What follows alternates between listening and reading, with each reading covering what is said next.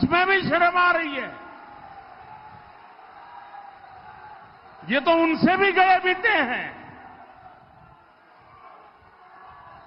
लेकिन ये लोग निमंत्रण ठुकरा तो दिया, लेकिन इससे भी उनका मन नहीं भरा। उनको लगा कि शायद वोट बैंक कच्ची रह जाएगी, और इसलिए ये लोग आए दिन राम मंदिर और सनातन आस्था को गालियां दे रहे हैं। अभी रामनवमी पर अयोध्या में प्रभु रामलला का इतना भव्य सूर्य तिलक हुआ, आप सबने देखा ना? देखा ना? आज जब पूरा देश राममय है, तो समाजवादी पार्टी वाले जो राम की भक्ति करते हैं, समाजवादी पार्टी के लोग वोट बैंक की खातिर पब्लिकली कहते हैं कि ये सब तो पाखंडी है। क्या आप सब पाखंडी है क्या? क्या राम भक्त पाखंडी है क्या? क्या राम की पूजा करने वाले पाखंडी है क्या? साथियों, इंडी गठबंधन वाले सनातन से घृणा करते हैं। आपको ध्यान होगा, मैं कुछ दिनों पहले द्वारिका नगरी गया था, और अमरोहा तो सीधा सीधा श्री कृष्ण के साथ नाता रखने वाली जगह है।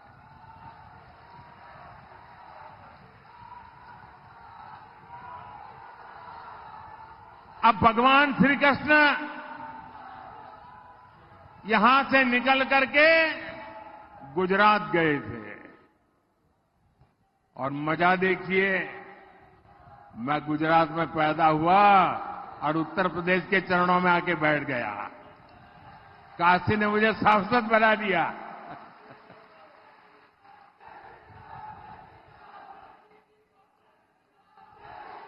अब मैं द्वारिका गया। सारे जो आर्कियोलॉजी वालों ने उन्होंने खोज के निकाला है कि समंदर के नीचे मूल द्वारिका है, और वहां मैं गया, समुद्र में बहुत गहरा चला गया, जहां श्री कृष्ण जी की पुरानी द्वारका नगरी की, वहां मैं पहुंचा, और बड़ी श्रद्धा के साथ, बड़ी आस्था के साथ मैंने पूजा की। और मैं अपने साथ भगवान श्री कृष्ण को पसंद है जो मोर पंख, वो भी ले गया, वहां मैंने रखा। लेकिन कांग्रेस के साहजादे कहते हैं कि समंदर के नीचे पूजा करने योग्य कुछ है ही नहीं। हमारी हजारों वर्ष की मान्यता को, भक्ति को, जिसके साक्षात सबूत है, इस तरह खारिज कर रहे हैं लोग सिर्फ और सिर्फ वोट बैंक के खातिर। और जो अपने आप को यदुवंशी कह करके ढोल पीटते हैं, मैं जरा उनको पूछना चाहता हूं, बिहार में जो लोग कहते हैं ना हम यदुवंशी हैं, उत्तर प्रदेश में जो नेता यदुवंशी का मलाई खाने के लिए निकलते हैं, मैं उनको पूछना चाहता हूं, अगर आप सच्चे यदुवंशी है तो भगवान द्वारिका की पूजा करने वाले का अपमान करने वाली पार्टी के साथ कैसे बैठ सकते हो? कैसे उनके साथ समझौता कर सकते हो?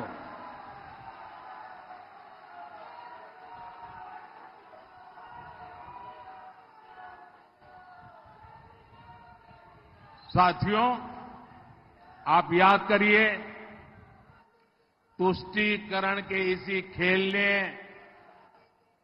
यूपी को और खासकर हमारे पश्चिमी यूपी को दंगों की आग में जलाया था। यूपी के लोग गुंडा राज का वो दौर कभी भी भूल नहीं सकते हैं।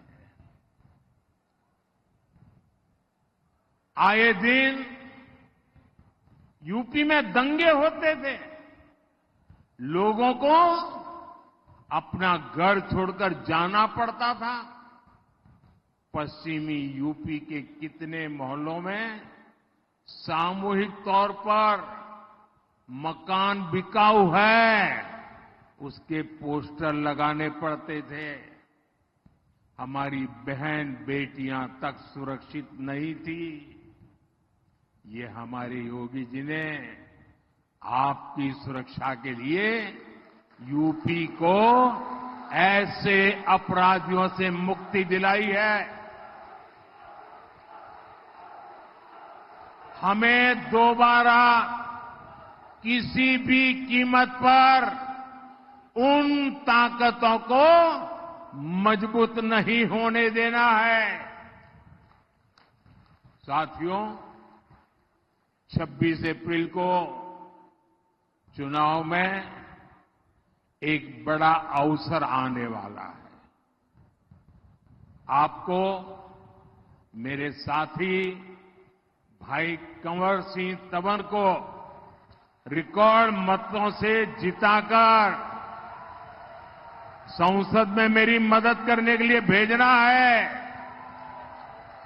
आपको यहां से निकलकर एक और काम करना है। करेंगे? देखिए, अभी मुझे कुछ दिन पहले एक प्रेस इंटरव्यू में दे रहा था। वो मुझे पूछ रहे थे कि आप ये 400 पार कह रहे हैं। बोले बहुत से राज्यों में तो आप इतने आगे बढ़ चुके हैं, आप उसमें भी आगे अब कहां से बढ़ोगे? मैंने कहा लिख लो, अकेले उत्तर प्रदेश का मैं सांसद हूं तो मैं उसकी बात करता हूं। मैंने उनको कहा, यूपी के सांसद के नाते मेरे अनुभव से मैं कहता हूं कि अब 7 साल से यहां योगी जी की सरकार है और 19 में तो उनको 2 साल ही काम करने का मौका मिला था। अभी तो 7 साल में उन्होंने यूपी में ये दिखा दिया है कि गवर्नेंस क्या होता है, कानून व्यवस्था क्या होती है, विकास क्या होता है। और इसलिए मैंने कहा लिख लो, योगी जी के नेतृत्व में 14 का रिकॉर्ड टूटेगा, 19 का रिकॉर्ड टूटेगा और 14 और 19 दोनों रिकॉर्ड तोड़ करके इस बार उत्तर प्रदेश नया इतिहास बनाने वाला है। भाइयों बहनों, लेकिन इसके लिए हम सबको पोलिंग बूथ जीतना है। अपना पोलिंग बूथ जीतोगे, पोलिंग बूथ जीतोगे, घर घर जाओगे, मतदान करवाओगे, ज्यादा से ज्यादा मतदान करवाओगे। अच्छा, मेरा एक काम करना है, करोगे? जरा हाथ ऊपर करके बताइए, करोगे? एकदम पीछे जो लोग हैं वो भी बताए, करेंगे?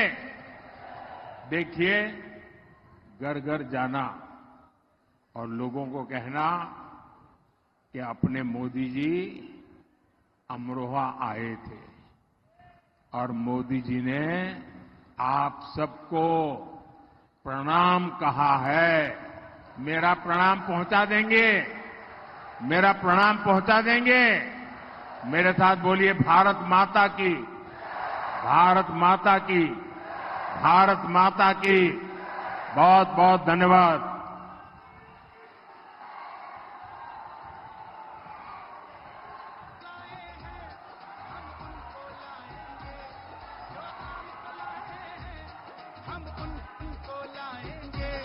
जो राम को लाए हैं हम उनको लाएंगे। दुनिया में फिर से हम, दुनिया में फिर से हम भगवा लहराएंगे। यूपी में फिर से हम